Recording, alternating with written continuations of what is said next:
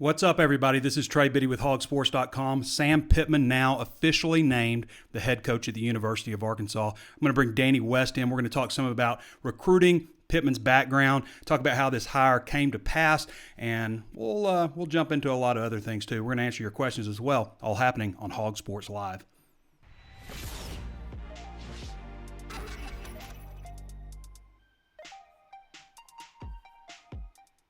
So Pittman has been officially announced now. This started coming out a couple of hours ago. We actually put the story out that according to all of our sources, that Pittman, not all of our sources, but our best sources, that Pittman would be named the head coach at Arkansas. And this is just something that kind of fell to Pittman. Now, I want to go back to a couple of things we talked about early in this process. First of all, that we're all going to be looking at this thing and saying Jimmy Sexton's getting everything he wants. That was something that I think I put out the first day. I will look back at this. Secondly, it just kept falling to them. I mean, they thought they had Lane Kiffin in the bag and did have him in the bag as far as they knew. And I don't know if you want to call it they got tricked or they got outmaneuvered or whatever you want to call it, but they thought that they had Lane Kiffin, and Ole Miss swooped in and took him. And I think it just kind of goes back to the perception of what Arkansas is, and people thinking that Arkansas is, because they ran into a lot of closed doors on this search, and people thinking that Arkansas is the problem. Okay, not that the last couple of years of Brett Bielema or the last 2 years with Chad Morris. Not that that's the problem, that it's Arkansas is the problem, and that couldn't be further from the truth, and people from around here know that. Sam Pittman knows that because he's been here, so that couldn't be further from the truth. Now,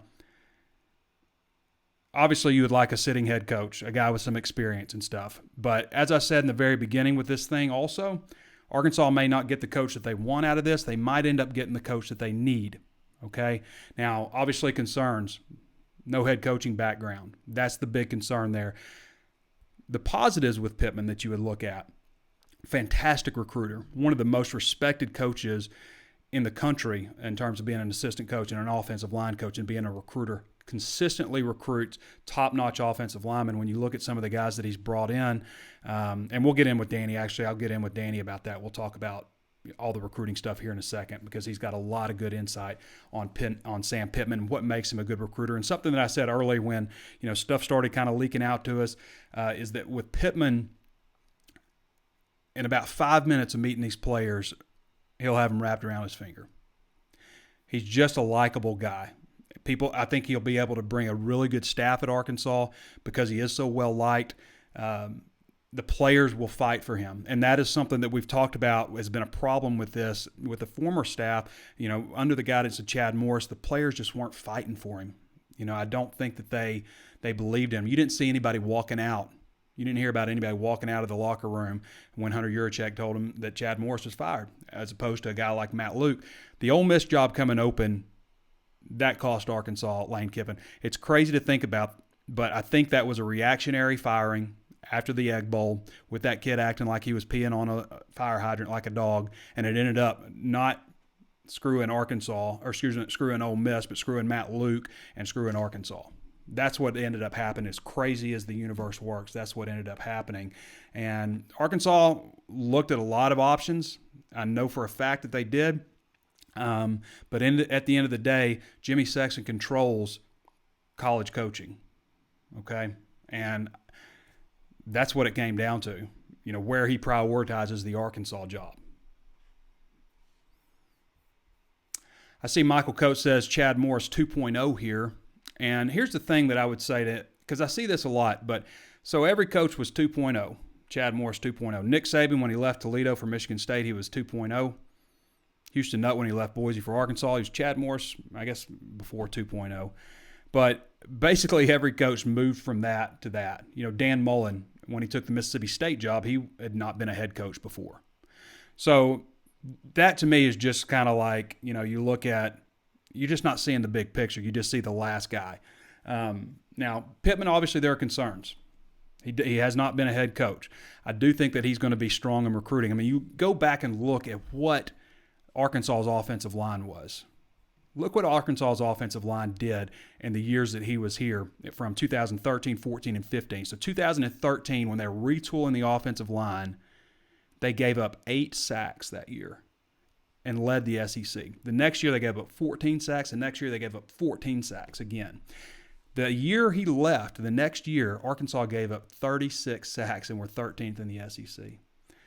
That is 35 sacks. He gave up 36 in his 3 years, which is crazy to me. A lot of the Bielema downward turn of Brett Bielema is pointed to the moment that Sam Pittman left Arkansas. And I agree with a lot of that. Bielema didn't make a lot of strong hires after that. Kurt Anderson was a disaster in recruiting and coaching. It was a huge downward turn when Sam Pittman left Arkansas.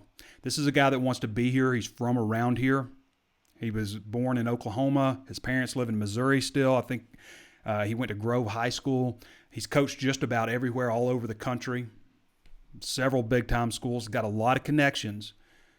$900,000. You don't see many offensive line coaches making $900,000 a year as offensive line coach and associate head coach. 58 years old, never been a head coach before. That's the thing that people are going to point to as a concern. He's never been a head coach. Why hasn't he been a head coach? All of those things. Arkansas needs a coach that can get him back on solid footing. And this is an offensive and defensive-driven league, and he will bring in offensive and defensive linemen and coach them the right way, fundamentally. Arkansas will be better next year with Pittman. I really believe that. That's not saying a whole lot, is it? Not saying a whole lot. A lot of guys to look at. Barry Odom's been mentioned, and if he doesn't end up with the Memphis job, he could definitely be a guy that could be a part of this staff. Eric Mateos, who was a GA under him, who's since risen through the ranks. He's now at BYU as offensive line coach. Brad Davis at Missouri, offensive line coach there, was a GA under him also. So I want to bring in Danny because Danny's going to bring in a unique recruiting perspective as he always does, and we'll see what he has to say about it. Hey, buddy. I thought for sure you were going to come up and say, yes, sir. Yeah. So we've been talking a little bit about Pittman, some of the concerns. I want to remind everybody real quick before we jump in, there's plenty of ways to watch and listen to the show. Facebook Live, always streaming live there. Be sure to throw us a thumbs up if you haven't done so already. YouTube, throw us a thumbs up there. Hit the subscribe button and also the notifications bell so you're notified anytime we upload a new video. Share the video with someone if you think they might like it. Apple Podcast, Spotify, Stitcher, iHeartRadio, Google Podcasts. Throw us a 5-star review on Apple Podcasts if you like the show, and sign up at HawgSports.com. 1.2 thousand people on here right now, Danny. 1.2 thousand watching live. Well, you know what? People have been through it, Trey. I mean, they're excited. It's been a crazy week, man. I've been the only time I've left my house, I left for my daughter's basketball game, which luckily it was just 2 miles away on, what was that, Saturday? The days all run together, so I was gone for an hour. But aside from that, getting up early in the morning, taking my daughter to school this week and the neighbors' kids, and I haven't left the house otherwise. I've been like, hey, babe, will you bring me some food? I mean, I've just been and I try to call anybody. My phone is just constantly going, constantly. So it's been a crazy, crazy week. I mean, just so much is going on. And really, 28 days. We're 28 days into this coaching search now. For those who don't know, this is the search stash. I've still got the search stash going. So I'm going to shave it off probably tonight, even though it looks fantastic. So Danny, recruiting-wise, what can Sam Pittman bring to this program? Well, initially, I mean, you want to look at the offensive lineman, right? The group that he's got committed to Georgia is probably the best in the country as far as I'm concerned. He's got a 5-star and then 4 more 4-star guys. I mean, that's a pretty good haul. Yeah. So you're curious right off the bat, is he able to swing one of those guys? I mean, you remember when he first got here in 2013, he immediately got Dan Skipper and Reeve Kohler to flip from Tennessee. And, you look at a guy like Chad Lindbergh, a 4-star offensive lineman out of League City, Clear Creek High School. That's a mouthful there, by the way. But this dude is really, really good. Arkansas offered him very early. Chad Morris's staff, I should say, offered him really early. So he might be a guy, he's out of Texas. So some of those guys down in Georgia, that's going to be a tough flip, right? Yeah. Up Roderick Jones, 5-star, Tate Ratledge. All these guys, one stud after another at Georgia, and he's consistently, ranked among like top 5 recruiters, not consistently, but like a couple of the years since he's been there, he's been one of the top 5 recruiters in the country. But what about a guy like Takias Crawford or Garrett Hayes, who's since committed to TCU? I mean, are those guys a possibility? I know those are guys that have been recruited like largely by Jeff Traylor, and on that same hand is a guy like Jeff Traylor or Justin Stepp or Barry Lunny, somebody that you think we could look at as people that Pittman would retain? Yeah, well, let's jump to the first part first, the recruits. Garrett Hayes, actually, you bring it up. I just finished typing those guys each message right before you called, so still waiting to hear back from them. But I will say this, and I don't want to speak for Takias, but I do think this is the type of hire that can really, really help you with him, especially if Jeff Traylor is kept. I think your chances are going to be really, really good with a guy like Crawford. Garrett Hayes, a little bit different. He might be a guy that, you know what, I'm done. I've made my commitment. He's got a pretty good school he's going to anyway, TCU. Yeah. So that one would probably surprise me more. On your second question there, who's going to be retained? I think that's the most intriguing part about this whole thing now. You know, how does he fill out his staff? We've already posted some names there to keep an eye on the board throughout the afternoon here today. Once the Pittman stuff started heating up, you know, you got people reaching out saying, hey, he might bring this guy with him. He might pull that guy. So it's been pretty active in that regard. But I will say one more time, and we've talked about the same dudes over and over, but in my opinion, Trey, if you want to salvage this class and continue to recruit well in Texas, I think Jeff Traylor, Justin Stepp, and obviously Barry Lunny Jr., I think you would like his prospects of being able to stick around as well. But those are the three I think provide the most the biggest impact for trying to save this class, because I mean you're 10 days away from signing now. Right. It's going to be popping. And that's always something that we've said. You know, with Chad Morris's staff is they knocked it out of the park in recruiting, and now you're hiring a guy like Pittman, who is and Pittman's not just a guy that like stays up all hours of the night and just outworks people. People just love him. People love him, and they can't say no to him at the end. I mean, you go back and look at some of the guys that he brought in, and first of all, Arkansas never went into Miami or the state of Florida and got a 4-star, ever. Right. Never did it. And now he wasn't the only guy that was recruiting Denver Kirkland, because he was Randy Shannon also, but Denver Kirkland was a big time recruit. Reef Kohler didn't pan out. Now, Reef Kohler really injured his knee freshman year and never ended up panning out for Arkansas. But he was a 4-star recruit out of Hawaii, all the way down in Hawaii. And Arkansas certainly wasn't getting those guys. Dan Skipper, all the way out in Colorado. I remember Dan Skipper told me when he first was talking about going to Arkansas, because he was committed to Tennessee under Pittman there, or maybe was considering Tennessee, but he was just like, yeah, whatever. And then got there, and then, of course, he couldn't say no to him. So, those are a couple of guys there. They would have gotten Garrett Bowles, I believe, don't you think? The year that Pittman left, I think they would have got Garrett Bowles, who ended up being a first-round draft pick. Brian Wallace, Brian Wallace didn't end up setting the world on fire at Arkansas, but he was a guy that Alabama really wanted out of St. Louis. Went and got him. Frank Ragnow out of Minnesota, who ended up being a first-round draft pick. And these are guys at Arkansas. Sebastian Totola was all the way out in Iowa when Arkansas found him. Now, Totola wasn't super highly regarded, but that's an example of a good evaluation by them there. So, and we can keep on Jalen Merrick. Jalen didn't end up turning out real good. Jalen had the headaches that really stopped his career, and he was kind of a developmental guy, but he was so huge that he was a 4-star recruit, also out of Florida. So Zach Rogers kept having those knee problems, but when he was committed to Arkansas, he was committed as the number 1 ranked center prospect in the country. So he can go head-to-head with people and bring out big-time recruits. Now, we're not just talking about – because some of those guys didn't end up panning out and having big careers, but we know that he can go head-to-head with people. And then what he's done in Georgia, you put him in a hotbed for talent like that, and good Lord. I mean, he brought in some studs at the University of Georgia. You knew what would happen as soon as he took that job. Like, it was over with. Yeah, those 5 stars were immediately just flooding. I got the biggest kick, Danny, out of we were still with Rivals when he moved to Georgia, right. And they're all like, naming him like recruiter of the year and all the recruiter of the SEC and all this stuff. And I'm like, every single year I nominated. I nominated Sam Pittman for Recruiter of the Year, and nobody listened to me. And then suddenly he's at Georgia. He's a way better recruiter, you know. Love those lists, man. I always see it's Alabama, Clemson, Florida State, Georgia. They got it so hard. LSU. It's so hard.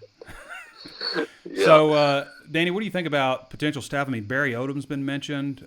You know, we talked about some of the guys inside the state, but I know that you've kind of been looking at a couple other guys as possibles. Yeah, Trey Scott, the Georgia defensive line coach. He's actually from Crossett. Shoot, many of the people watching this show here may even know him or grew up around him. So, that's intriguing. You know, just being able to potentially come back home in his home state. I think Coach Scott played at Arkansas Tech. And so all my names are running together here, by the way, Trey. A lot going on, but trying to keep up with kids. Do want to mention, we talked about Ragnow and Skipper there. Yeah.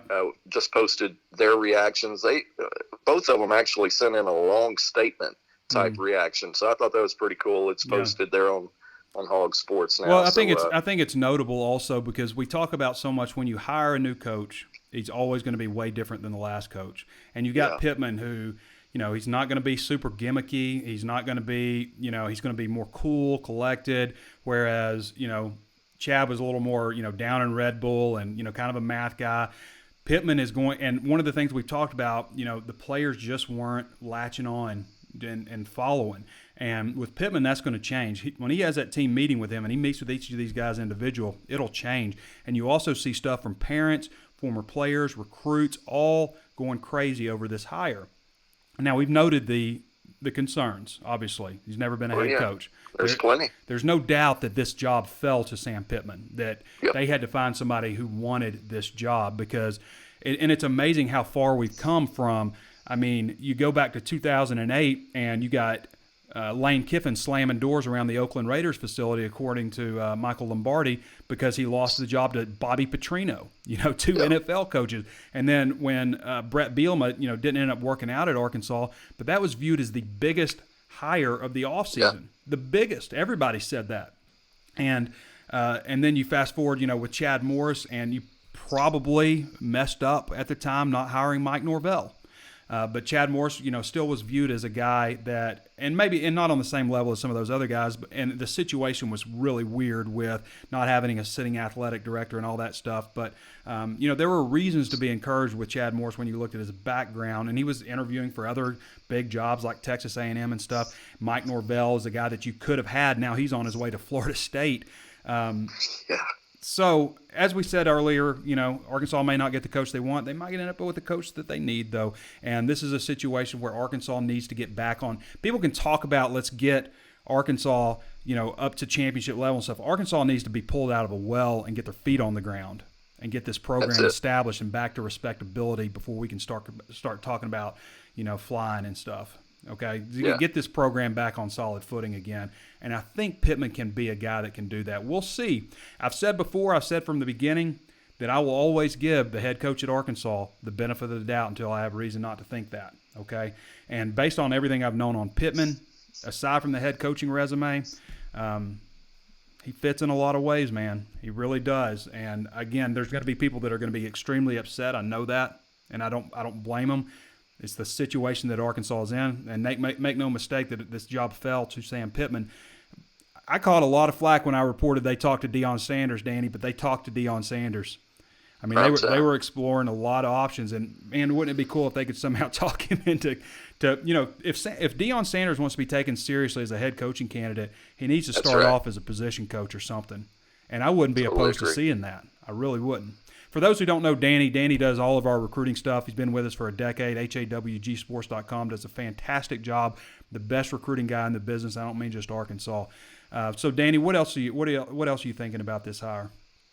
Well, just to kind of piggyback on what you said there, I mean, here's the situation. When you're 2-10, back-to-back seasons, the job fell to him. I totally agree with that. But in their defense, Trey, you've got to roll the dice. There's going to be some level of risk with any of the guys we've talked about in the last 28 days, right? There would have been some risk involved no matter who got it.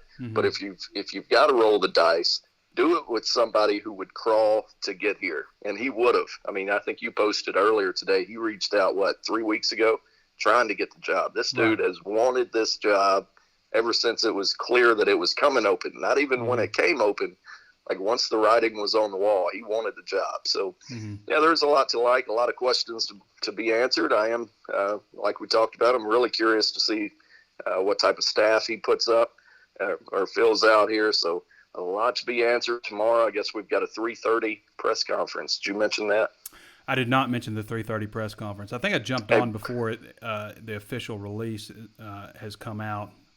Yep, there's the official release right there, 6:22. Hey, real quick on Tykeus Crawford, Trey got a text back from Ty, and he said pretty much what I expected. He hasn't really checked into it, but he's planning on checking into it right now. Good deal. Good deal. So we'll go from there. Jashad Stewart also reached out. He's kind of in the same boat. You know, it's all new to him right now, but he said, I'll just read it. I'm excited, ready to see what Coach Pittman brings to the table. So there's that. All these guys are going to be good with it.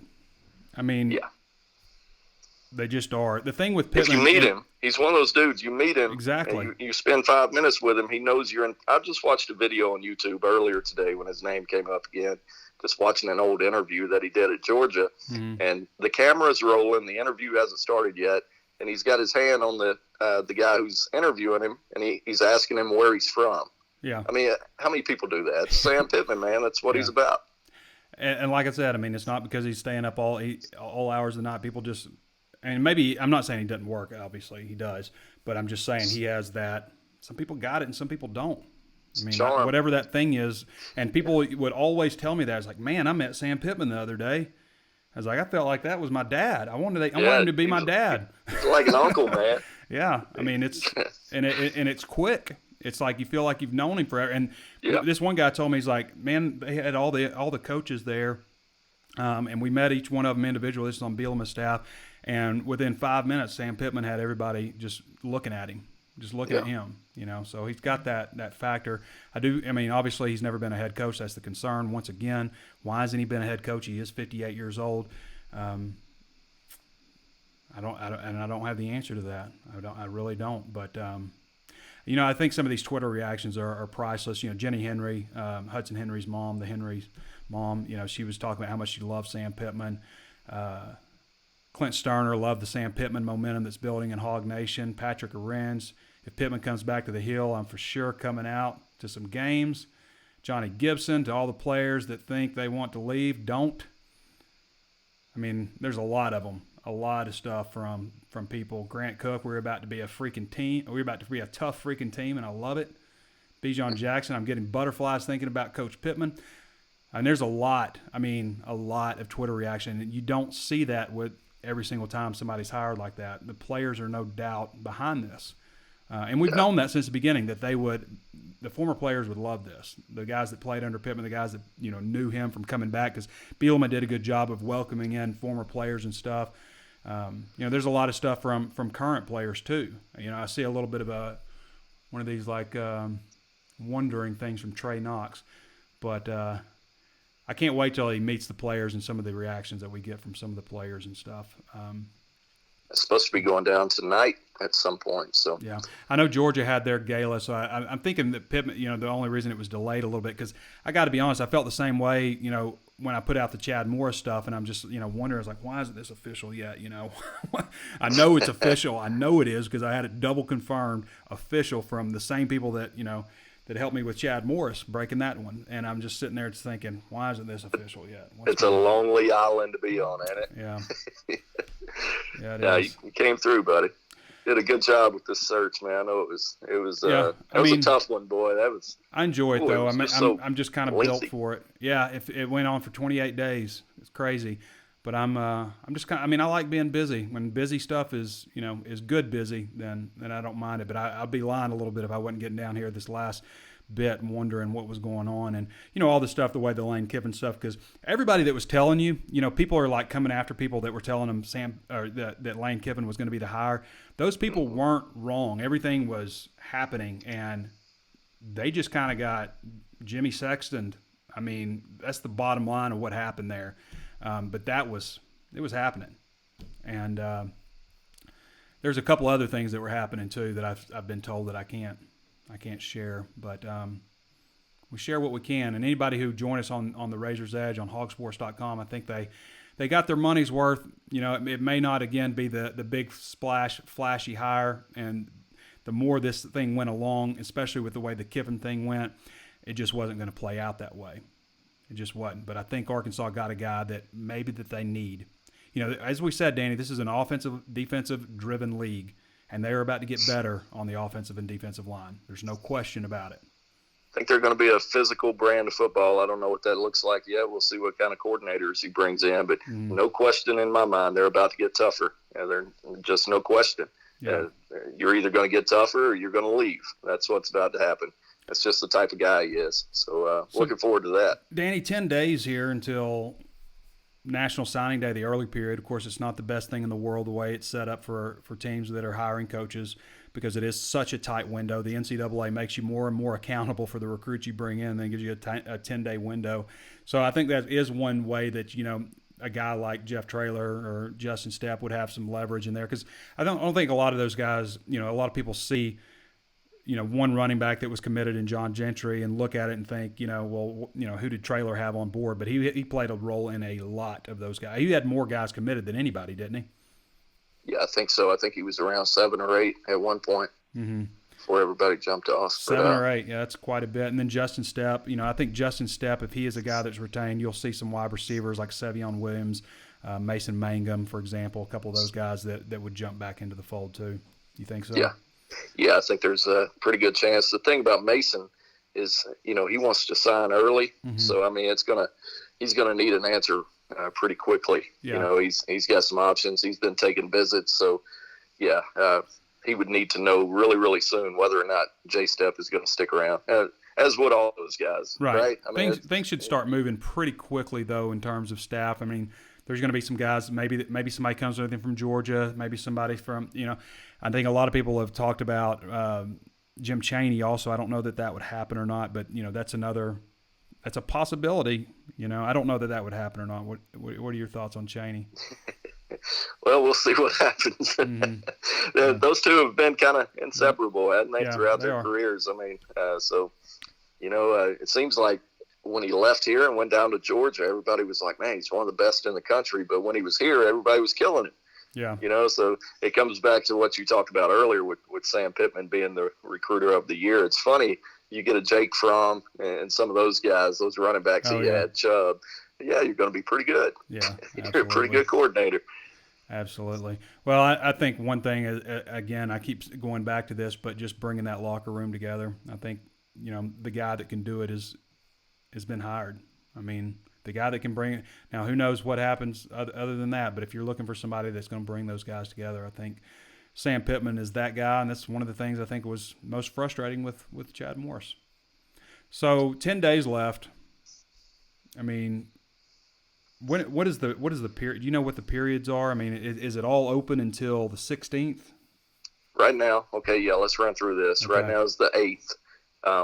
Throughout the rest of this week, you've got the contact period, and for those who don't follow recruiting, contact period is when coaches can go and see kids off campus. You can do your in-home visits. You can host kids on official visits. So he'll have that opportunity to bring guys in as early as this weekend.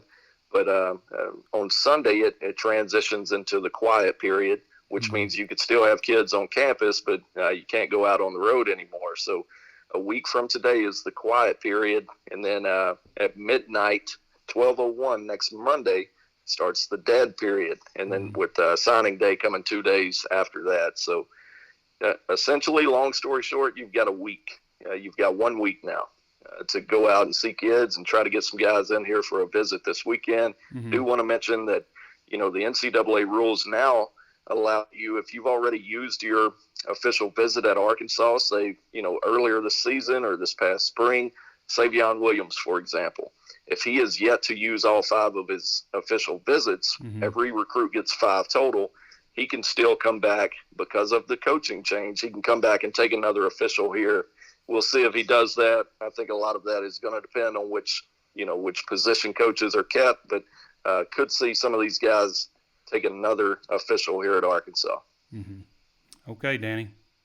Any last thoughts? All right, buddy. I'm getting to work, talking to some of these recruits. Got Miss Tabitha Toll just chimed in, and I'll post that on the board. But it sounds like she's pretty excited about it. That would be Blaine Toll's mother, 4-star That's recruit right. from inside the state of Arkansas. All right, Danny. Appreciate you, brother. All right, man. We'll see you.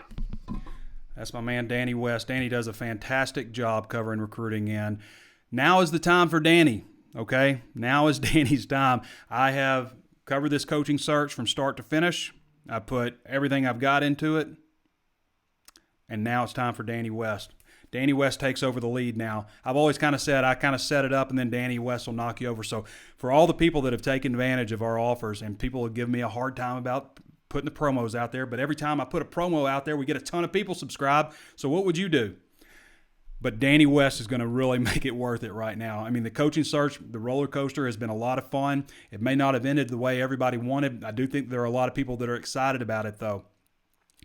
But when you follow Danny West and all the recruiting stuff he's going to bring in, it's something else. It's something to behold, and it's going to be a long stretch until February 5th, I think, is the late signing period. So should be pretty exciting there.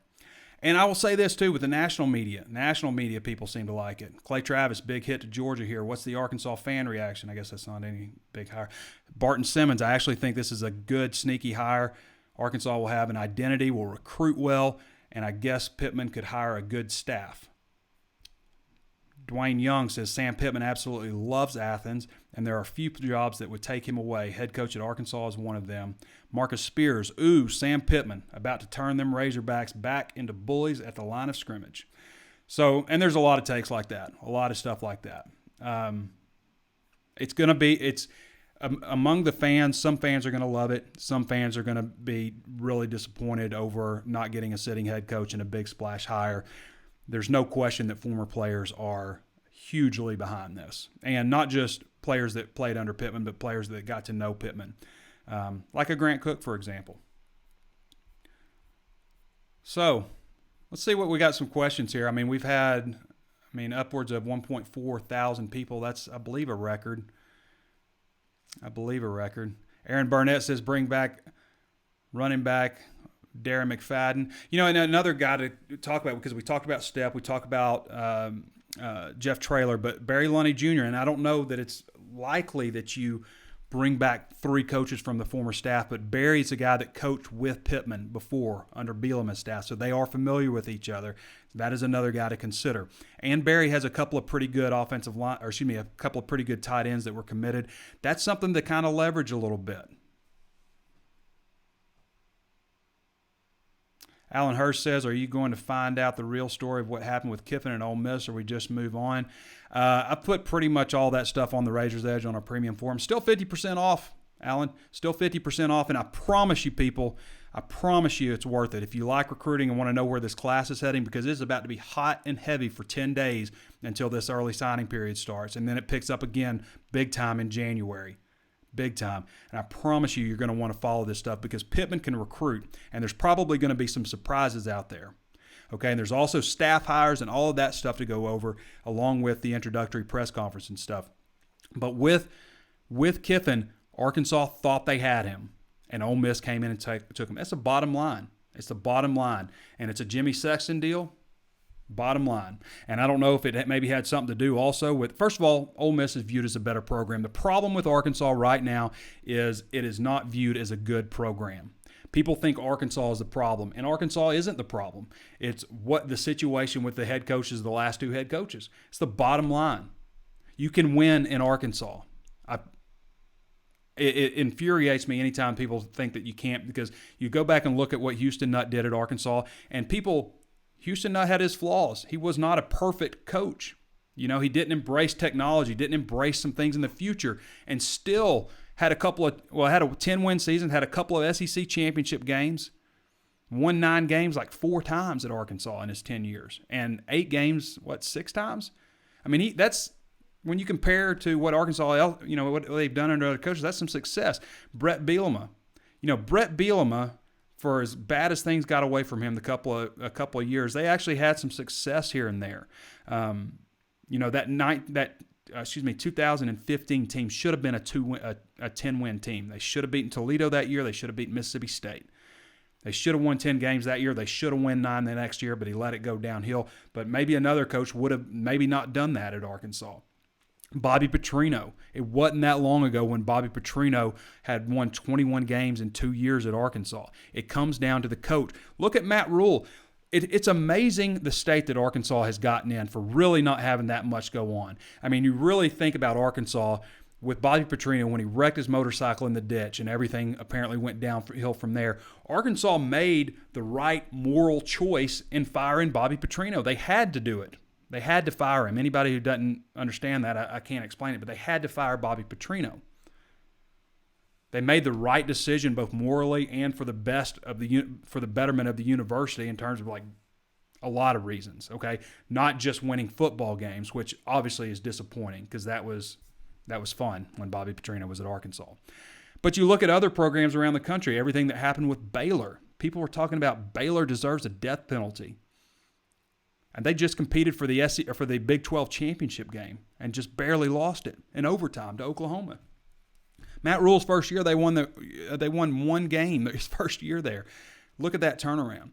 Ohio State got hammered. Go back and look at the headlines from back in 2011 with Ohio State getting hammered. NCAA makes an example out of Ohio State. 3 years later, they win the national championship. Look at Penn State and all the stuff that went on with the Sandusky stuff there. Penn State deserves a death penalty. That's what everybody was saying then. Look at them now. They don't seem to be struggling that bad. And then you have Arkansas. Why was Arkansas? And let's go to Ole Miss. Ole Miss gets embarrassed on national television by one of their top recruits saying that he accepted gifts and money and favors. They go on probation. They get NCAA sanctions handed down to them. Houston Nutt ends up suing. I guess, did he end up suing him? I believe he ended up suing Hugh Freeze over it and caused him look into his text messages and phone calls and all that stuff, and they revealed some, questionable text messages or calls. I can't remember exactly, but ended up getting him fired over that. They're no worse for wear than they were before they hired him. I mean, they were struggling before they hired him. They cheated, and everybody knows it, and now they have Lane Kiffin as the head coach. And they're not as bad off as Arkansas. Why is Arkansas getting punished so severely? And it comes down to some of the coaching hires that they made. That's what it comes down to. Arkansas may not have got the coach you wanted, but they got the coach that they need. A guy that's going to get them back to being strong on the offensive and defensive line, fundamentally sound again, technique-driven, going to bring in some big-time offensive linemen. He will. He'll bring in some big offensive linemen. And I think it'll be interesting to see who he brings with him. I mean, this Barry Odom thing, I haven't been able to check on it in a while because he's been mentioned with Memphis, but that is a name that people talk about as a potential defensive coordinator. Got a lot of experience as a head coach also. Hey, Trey, since he's supposed to be a top-notch O-line coach, can he get a top-notch 5-star running back? It's a good question. I mean, I'll tell you this about offensive linemen is they would prefer to be run blockers than pass blockers. But I don't know on the running back situation. We'll see how it goes. KJ Jefferson should be a problem with a good O-line. Yeah. Move on. Kiffin's character speaks for itself. Let's go where he needs to be. And I've heard that angle too, that Kiffin basically, told them that he's coming to Arkansas, and then they tried to come back and counter it. And Yurchek just wasn't having anything to do with it. Although it does feel like there was a pretty big drop off that, after that in terms of the big names out there. We'll see what Pittman does. There's a lot of reasons to like it. I mean, I'm just telling you, I can't believe it fell to him. I mean, I can after some of the things that I was hearing behind the scenes about, how things were being perceived with Arkansas. I mean, they ran into a lot of closed doors on this one. Some guys thought that they were interested early. There's a couple of guys that were interested real early and that were just kind of like, I think I'm out. Terry Roy says Arkansas didn't sweeten the incentive pot enough for Lane. Once he rejected the offer from Arkansas, Ole Miss came in and offered what he wanted. Not necessarily, Terry. Not really. Not really how it went down. Lashley sale or redeemed Freeze, stick it to Ole Miss. Lashley, somebody interested to talk about. Philip Richard Thomas says, do you think Yurchek will have Pittman go after an up-tempo spread coach, and will he dish out some cash for a big-time DC? I think that they are in a position to dish out money. People keep saying that Arkansas won't spend money, but they will. They tried to spend a lot of money on Gus Malzahn. It was there. They just get the right guy. It was there. So, all right, everybody, we're going to wrap it up here. I want to thank everybody for joining. We'll do a walk and talk tomorrow. So stay tuned for the post-presser walk and talk. I thought about walking around my neighborhood and doing it here, but I wanted to get Danny on because Danny has such great insight with the recruiting angle, and that's a big thing with getting Sam Pittman. Recruiting is a big part of this.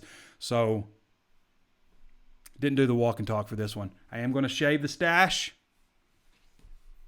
I will shave the stash. I also want to thank AMP, Arkansas Money and Politics, and Mark Carter. I really appreciate the article that they wrote about me and my journey with HawgSports.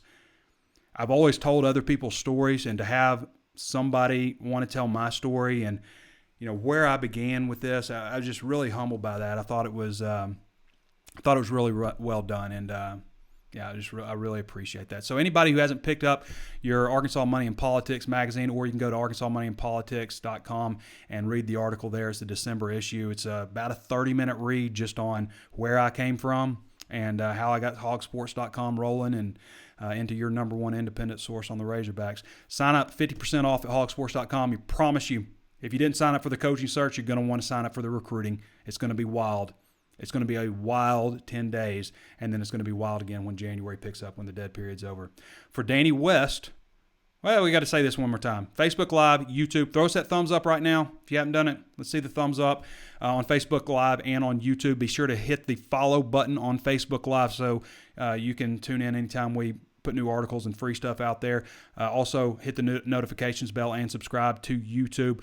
Throw us a 5-star review on Apple Podcasts. Say something nice about us if you like the content. If you don't, then don't worry about it. Don't want to make you do something you don't want to do, but we would love to have you leave us a review on Apple Podcasts. We want anybody to see HawgSports.com when they search that. Spotify and Stitcher. Sign up, 50% off. For Danny West, this has been Trey Biddy with HawgSports.com. Sam Pittman's the Arkansas coach, and we will catch you after the press conference.